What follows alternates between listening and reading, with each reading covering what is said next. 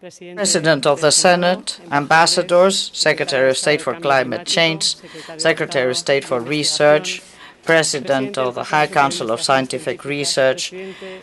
President of the BBVA Foundation, members of the jury, and distinguished award winners. One more year, the BBVA Foundation is gathering us in a ceremony that is already an event for Spanish science and therefore for culture and economy in our country.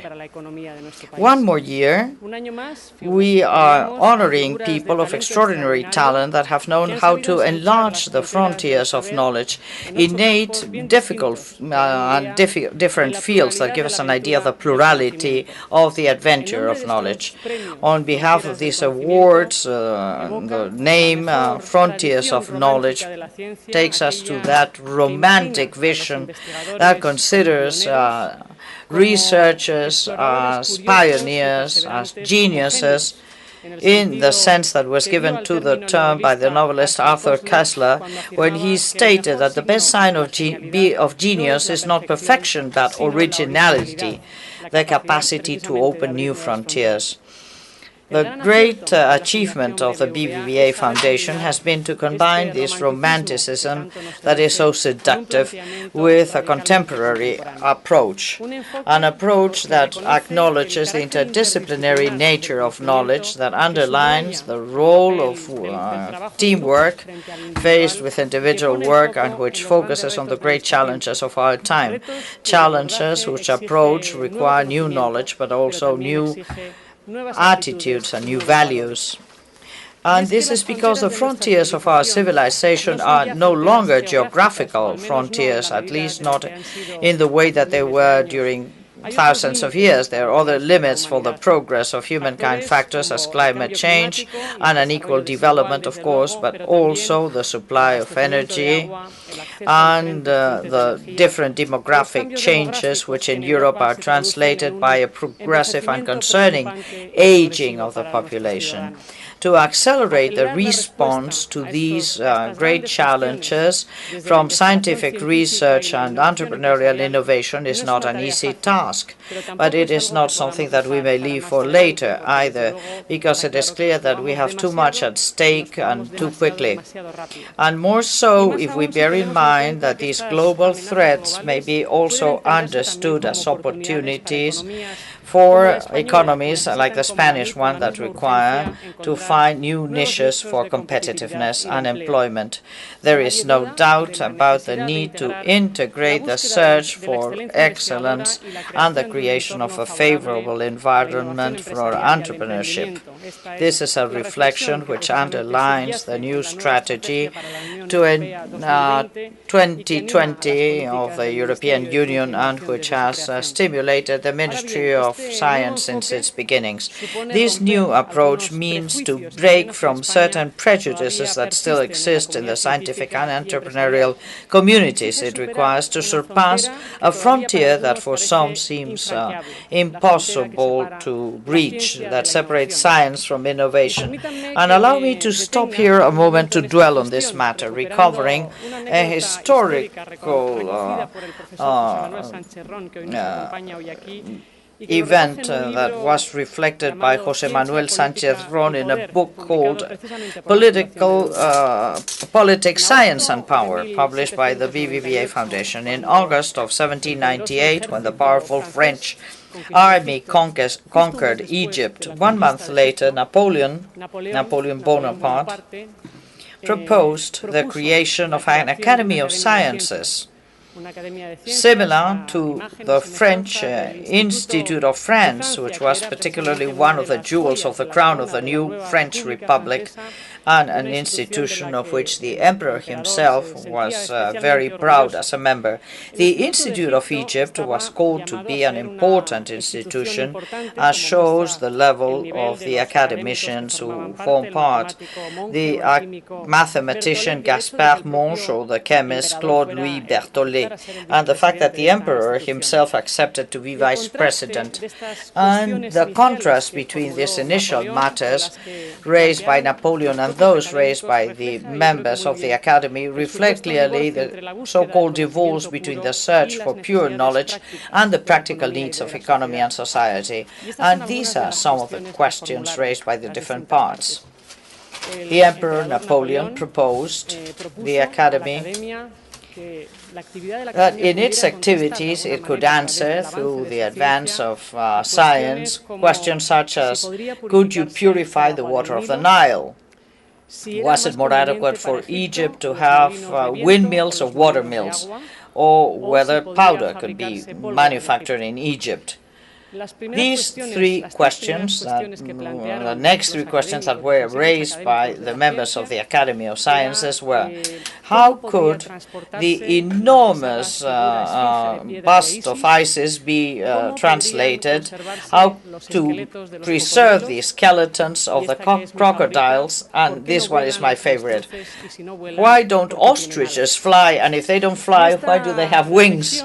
And this reflection draws a very simple conclusion,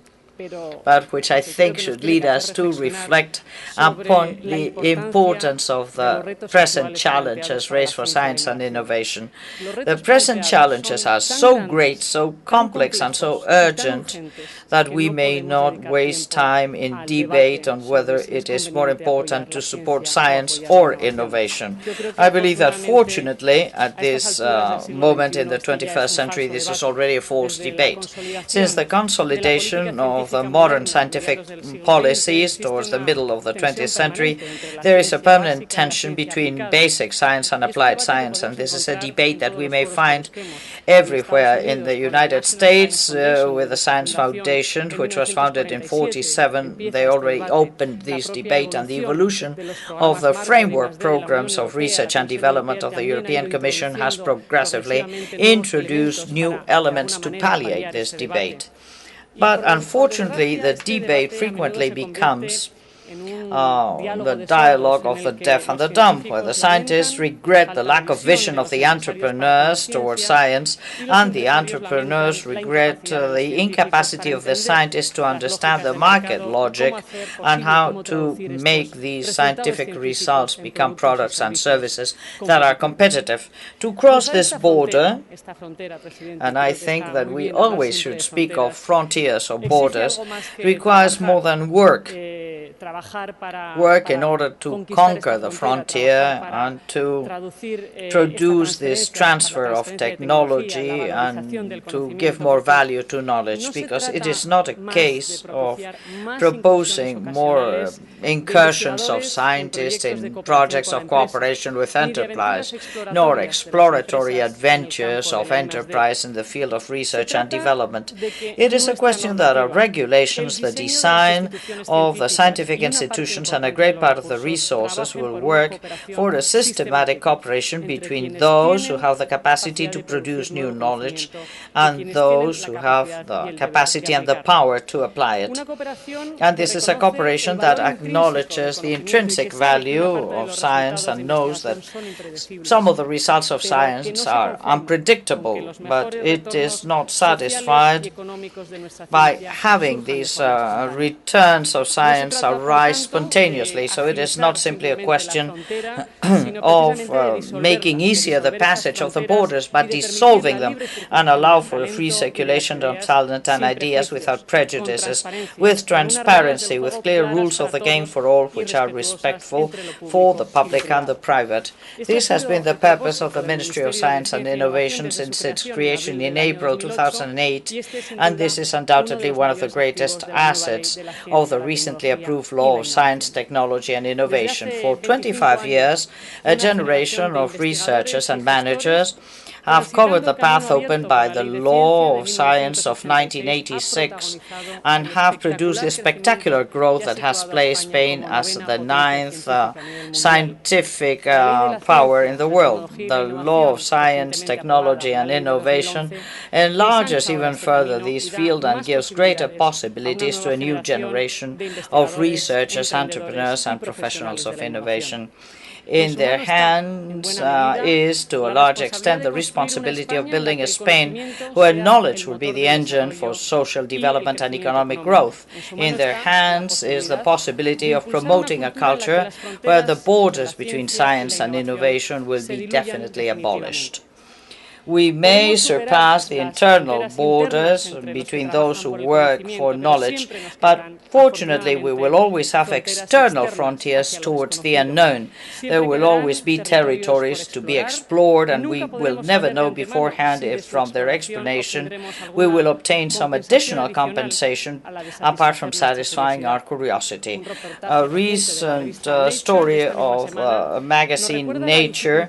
reminds us of the difficulty of calculating the investments in science, the enormous methodological complexity, and the many errors trying to justify the economic returns of research. We must advance in the improvement of the metrics, trying to, of course, be accountant, which is something very democratic concerning our commitment with society. But in many cases, the best argument to continue exploring the frontiers of knowledge does not arise from a calculation of future profitability, but from seeing that some of the greatest innovations of the 20th century arose without being looked for, behind projects of research that was not focused. In his book, The Tonics for Will, of Santiago Ramón y Cajal, who was a romantic and pragmatic scientist at the same time, he reflected in this new frontier that is open with each scientific hypothesis in a memorable passage that I would like to recall.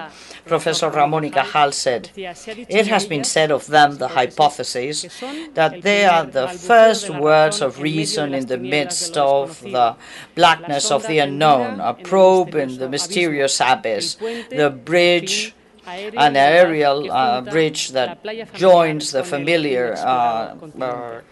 shore with the unexplored continent." Thank you very much.